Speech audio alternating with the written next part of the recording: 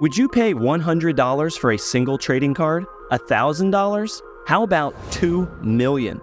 Wizards of the Coast has spent the last 30 years convincing Magic the Gathering players and collectors that the cardboard rectangles in their binders are actually worth something. But how did they pull this off? Above all else, Magic has to be a great game, and players need to trust that it will be around for a long time to come. It was the first trading card game ever and is still going strong 30 years later. It boasts over 40 million players worldwide, generated $1 billion for Hasbro in 2022, and is growing at a rapid clip. However you choose to play it, Magic is fun as hell. The next ingredient is exclusivity. In 1993, Magic the Gathering was an instant success. To keep up with early demand, Wizards of the Coast aggressively reprinted product. But these reprints tanked the prices of cards and frustrated collectors. Wizards quickly announced the reserved list policy, which was a guarantee to never reprint cards from the earliest Magic expansions. Cards from those days are worth thousands and even hundreds of thousands of dollars, and a robust secondary market has since formed around the game. But this was just the beginning. In 2008, Wizards of the Coast launched the Mythic Rare, which would appear in only 1 out of every 8 booster packs. And unsurprisingly, the most powerful new cards, the ones players want the most and need to be competitive in the game, are locked behind this new rarity. Demand for these cards is huge, pushing prices sky high.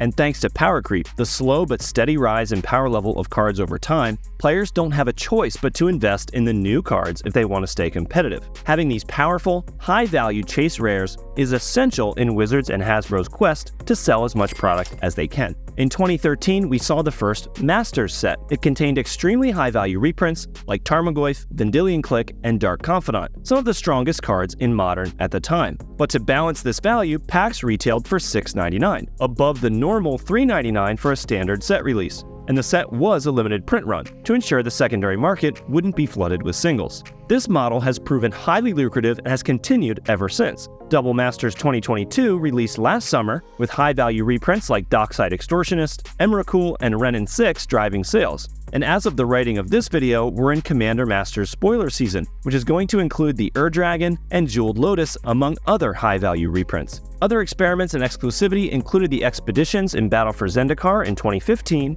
and the Masterpiece cards in Kaladesh in 2016. These are rare alternate cards that appeared in roughly 1 out of every 144 packs. Over the following years, Wizards turned this idea up to 11. They introduced alternate frames, retro frames, etched foils, halo foils, and more. They then launched the Collector Booster in 2019 that had a higher likelihood of containing such special treatments, retailing for around $25 each, about 6 times the price of a regular booster pack. In 2019, they also began selling cards direct to customers through its Secret Lair product. The first Secret Lair drop was called Bitter Blossom Dreams. It was priced at $29.99 for a copy of Bitter Blossom and 4 different Fairy Rogue tokens. 5 pieces of cardboard, $30. However, on the secondary market at the time, Bitter Blossom could be had for around $40 to $45. So maybe $30 isn't so bad? That's what Wizards was hoping at least, and it has worked quite well. Secret Lairs have proved an easy way for Wizards to extract value from the secondary market, and they have continued at a rapid clip up through today. The Secret Lair line also included the first test with another universe's IP, The Walking Dead.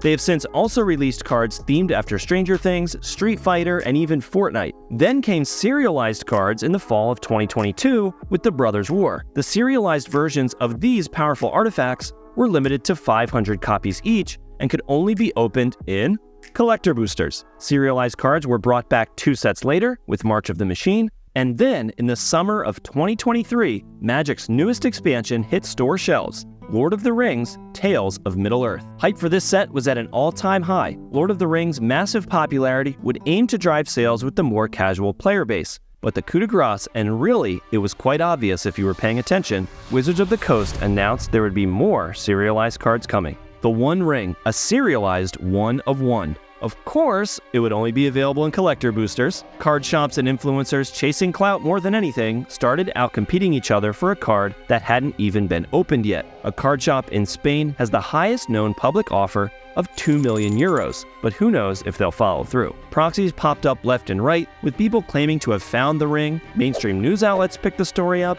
There was even concern that if it was opened in public, there could be a real threat of violence. A few weeks went by and it had yet to be found. Conspiracies swirled about Wizards seeding the card into the second print run to sell packs. Did the card even exist at all? And then it happened. It was officially announced the One Ring had been found. The anonymous owner of the ring wisely kept it to themselves. They immediately hired a lawyer and shipped the card off to PSA, the leaders in card authentication and grading. It was verified to be authentic and came back a mint 9 out of a possible 10. The owner intends to sell it and is currently considering serious offers. Until then, the card sits in a bank vault awaiting its fate. When it finally sells, this will be the new, most expensive Magic the Gathering card of all time. The One Ring was clearly a resounding success for Wizards of the Coast and Hasbro, driving tons of press and sales, but at what cost? If they are spending so much time and energy making products most players can't afford, what does that mean for the long-term health of Magic? And with Magic the Gathering one of the few growing revenue sources within Hasbro's struggling portfolio,